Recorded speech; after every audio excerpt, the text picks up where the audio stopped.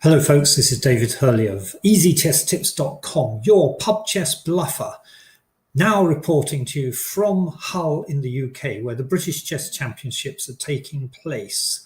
I flew in from Japan to take my daughter to summer school during this week, which leaves me free to join one of the minor tournaments of the championship. I joined the under 1750 tournament, a suitable tournament for a pub chess bluffer such as myself.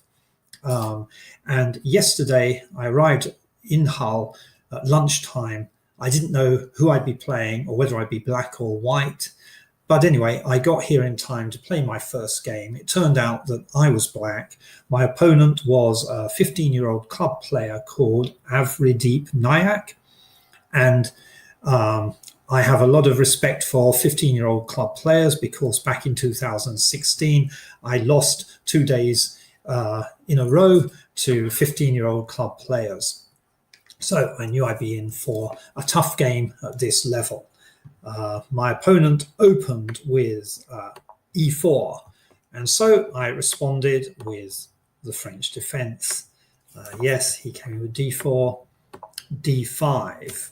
Then he indeed followed this pattern. He brings his knight to c3, and I had read just enough of, or rather skimmed through just enough of John Watson's book, Play the French, to know that he recommends here the Winawer variation, bringing your bishop, the black bishop, to b4 to pin the knight to the king.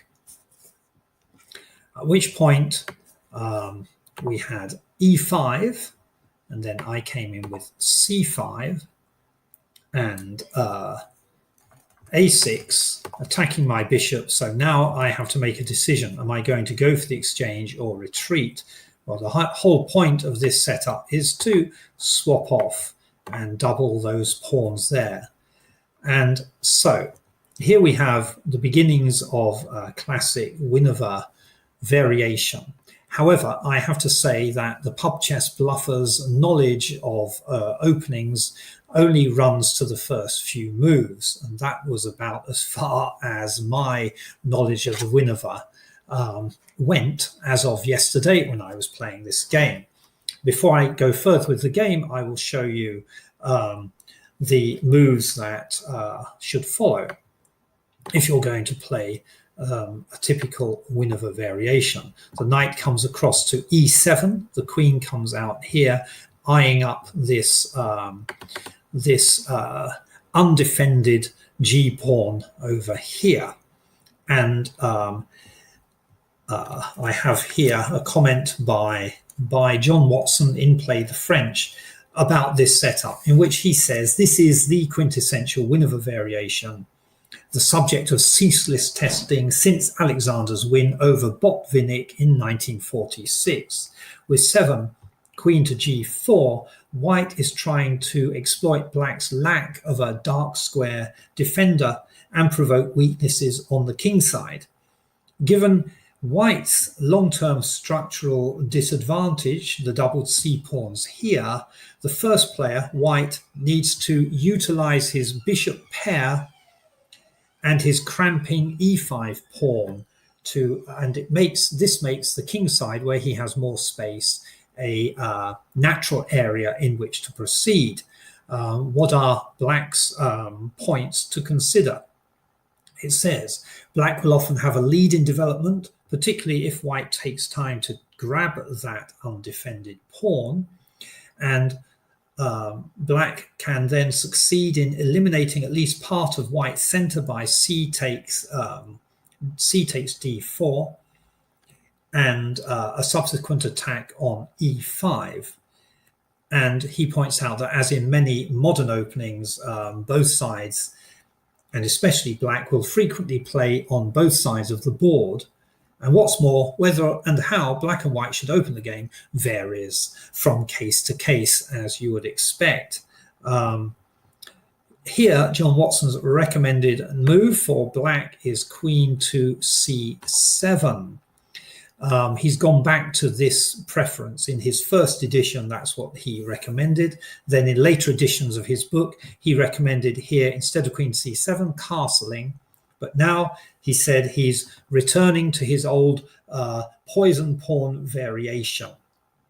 So, but that is not something I have investigated. However, my experience in playing this game, and this is one of the benefits of playing in these tournaments, has increased my awareness of the Winawer variation, and I now want to look into it more closely when I have time. So that is the standard Winawer variation set up in the French defense, and it is not something that happened in our game, because after this move here, after he took back the piece, I played c4. And why did I do that? My thinking was simply this, that he has two bishops and I have two knights. And when you've got two knights against two bishops, a closed center is better for the knights. I wanted to restrict his field of action for his white squared bishop here. And by moving forward here, that's what I was aiming to do. Now, actually, it opens up, this bishop here gets a bit livelier. I've moved off the black square there.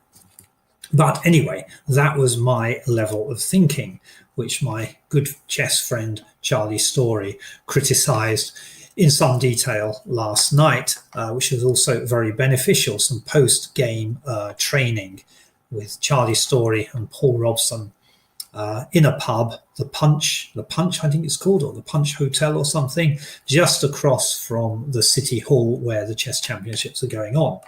But anyway, I advanced my pawn to c4, closing down the center, and indeed my opponent, whose knowledge of the Winawer variation, though not deep, it goes further than mine, brought his queen out to g4. Queen to g4. I then was faced with this undefended pawn. The recommended move is to move your king one across, which may well have got me out of some trouble. Instead, I indeed weakened my king side by moving the pawn one space forward. We then had knight to f3, knight to c6, bishop to e2, and I'm looking at the bishop here now with his range his range across this diagonal, the c1 h6 diagonal. I wanted to close that down. I didn't want another piece coming in, so I moved h6. Queen then came down to h3, so continuing the attack on these pawns here, especially this h pawn. Queen to h3, bishop to d7, a simple developing move, which Charlie was critical of last night, telling me I had to have a good reason why, beyond simply developing, but that was about as far as it went. I wanted to open up some room for this rook to quite possibly have to come in and defend over on the king side. He castles. Queen to e7. The recommended move has come over here to a5 and hit the vulnerable doubled pawn over here. But I was still concerned about defending my king side. As I said before, I have experience of playing 15-year-old club players, and I didn't want to open up to a quick and sudden loss. So although I'm making many mistakes, I didn't want to commit an egregious blunder at any point in the game. A4, A5, bishop to A3, coming in to hit the queen, and the queen indeed goes back to D8. So the machine is recommending rook F to B1, but my opponent in fact played rook A to B1.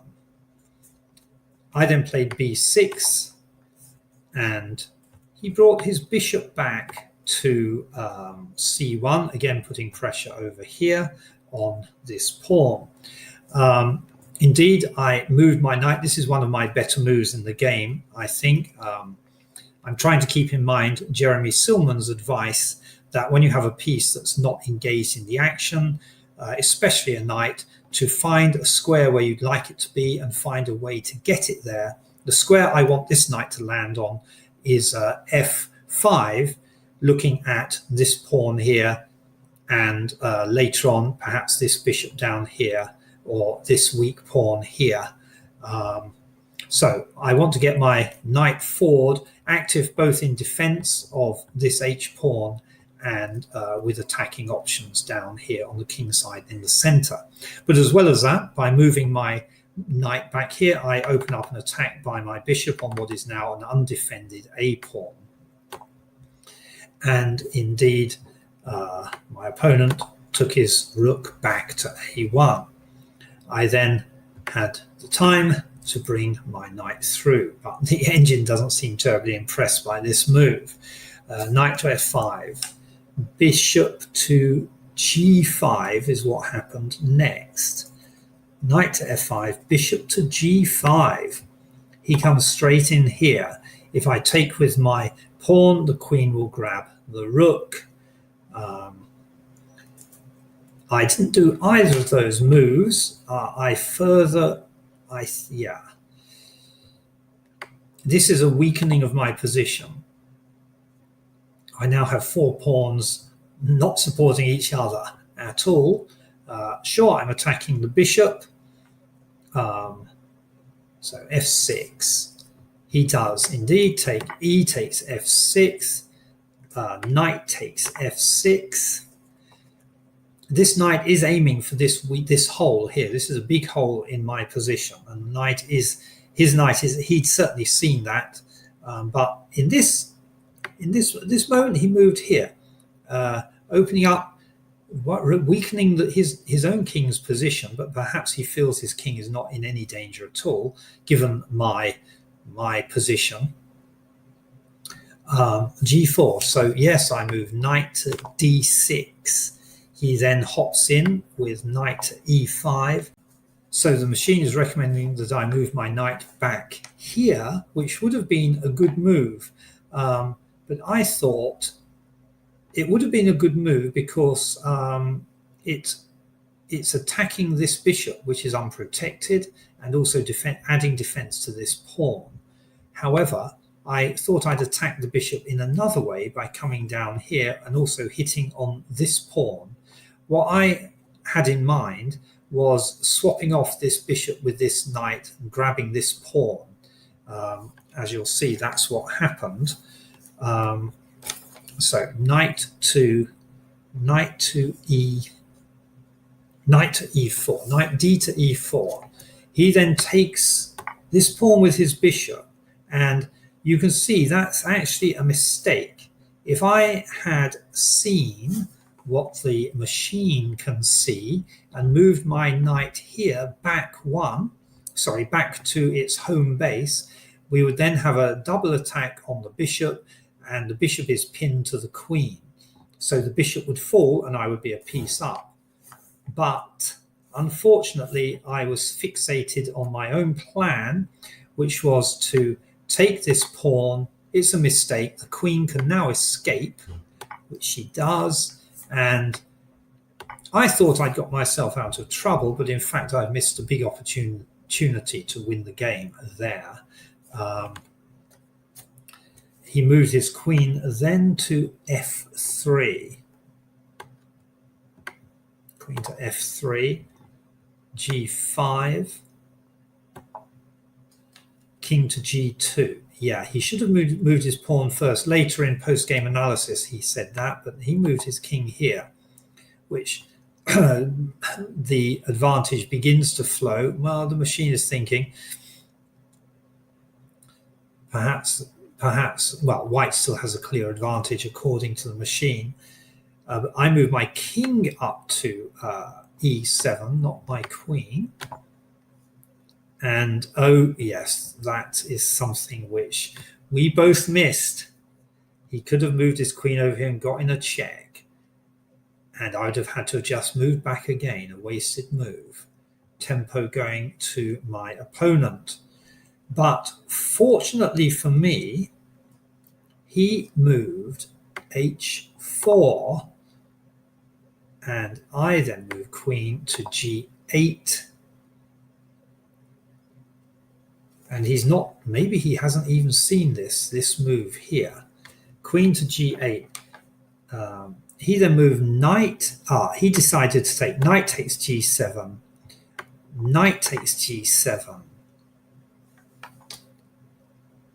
Sorry, d7. Knight takes d7. Knight takes d7. Queen still has this check, but he went queen to e3. Queen to e3. Rook takes h4. So advantage is switching over to me now. Rook to h1. I don't take. I move my queen indeed to g6. Looking at this pawn here. Queen to g6. He still doesn't check. He goes bishop to f3.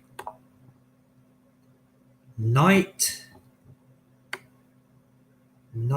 to f6 I have here.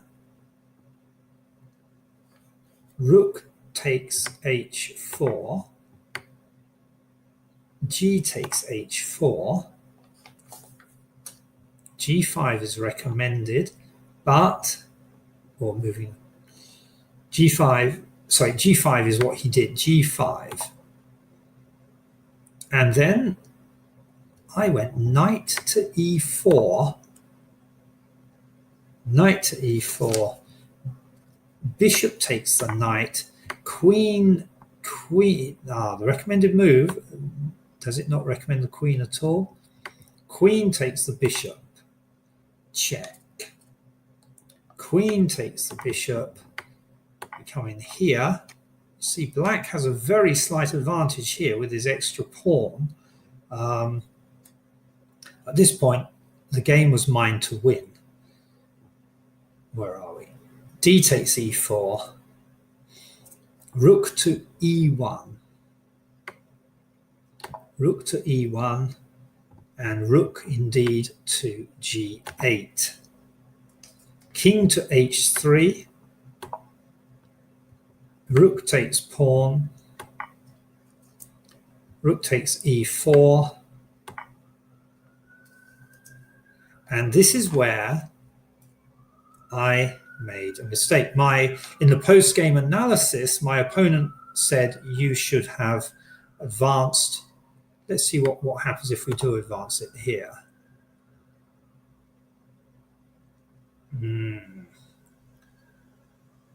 There's a lot for the machine to think about. Let's go back. I did want to move my king up. In fact, I was aiming to do that. Where are we? But I moved my rook to f5, attacking this pawn, thinking that if the pawn moves up here, I can attack the rook in due course. Indeed, he played f4. I then moved my king to d6. He moved, yeah, he should have attacked down here. He tightened up his position down here with c3. I moved my king to d5. And he decided to swap off. So rook to e5 check, rook takes, and f takes. And I have this massive advantage. Here, I should have won the game. Can you believe it? From here, I blundered and I lost the game. He offered me what happened was he offered me a draw. At this point, he offered me a draw and I refused correctly. But that played in my mind. It was a psychological loss to me, I think. That played in my mind. I refused, but I was perhaps giving him too much respect. I thought he probably knows more about endgames than I do. And although I've got this one pawn up, I'm about to lose that pawn there. Now that's going to take one move to accomplish while I can do my stuff here.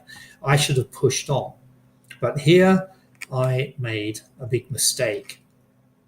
A massive mistake, in fact. I moved my king to e4. Now, I bet you that bar just rockets back the other way. Right back there. It's still not entirely lost, but I've lost the tempo. He can now easily take. So king takes h4. And then I just lamely move back. So what happened here before doing that, I offered him, I said to him, okay, having refused the draw, I said to him, okay, do you want to draw? And he said, no, you've deadlined. He was a bit officious about that. Well, he knows the club rule. You've deadlined, which means you can't, if you decline a draw in a club game, you can't then counter offer the draw. So there's a draw etiquette, or at least a draw tactics, where you have to say, I'll think about it, not commit, make your move, and then decide from there. If you just say, I'll think about it, the offer is still open to be accepted. At least that's if my understanding of all that is right. Anyway, I completely blundered here. I've thrown away a one end game. Yeah, he brings his king in. And now, perhaps I should have come back there. I continue to blunder this away. I came down here. He comes in here. What did I do next? I really blundered away the end game. Where's he gone? He's gone king to f6. I then went b5. And now he's winning. Look at this. He can just... What I didn't notice, king takes e6. He goes this way. Although the machine likes it, so I broke through here. He goes king to f7. And I take down here. But what he's done is he's opened up a path there, and it's a checking. When the pawn promotes to the queen, it's a check. And that is what undid me. So he goes e6. I go c2. He goes e7. I decide now to get my queen. He gets his queen with check. It's still equal according to it's still equal. So king to d6. Queen to e5 check. Queen to e5 check. King to c6. d5. King to b6. I'm not making any right moves here. Queen to d4 check. Queen to d4 check. King to c7. There we go. I've moved into queen to c5 check. King to d7 is recommended. Is what I did, which is losing. King to d7. Queen to e7 check. King to c8. It's a lost game now. d6. So this was a nice way to finish. He goes d6, knowing that I'll come in here and check, but then, so I come in here and check, and he goes king to e8. It's now a lost game. So the only way I can avoid checkmate here, well, one way is to move my king up here, and the only other way is to take here. So at this point, I resigned the game. It's a pity to have lost in that endgame when I had a clear win on, but it's all down to experience. The pub chess bluffer has learned quite a lot from this game about how to respond in a Winiverse setup, and also a lot of food for thought about end games. Now, I bought a couple of years ago Jeremy Silman's book on end games, but it's clear to me that I need to study end games more thoroughly, and perhaps not give my opponents so much respect. To be honest, his draw offer, that kind of threw me. I think that had a psychological impact as well, because that played in my mind instead of just focusing on how I could win this game. You saw the bar came down. There was a massive advantage to black going into this endgame, which I blundered away. So there we are, folks. The pub chess bluffer blunders his way from victory to loss. And today I must prepare for my second game. My guess is that I'll be playing white, but I'm going to hop over to the City Hall and see if they've pinned up today's games, and then I'll come back here and do some prep on that game and see if I can earn my first point of this 5-day under 1750 tournament at the Hull British Chess Championships in Hull, England. Okay, folks, that's all from the Pub Chess Bluffer of easychesstips.com.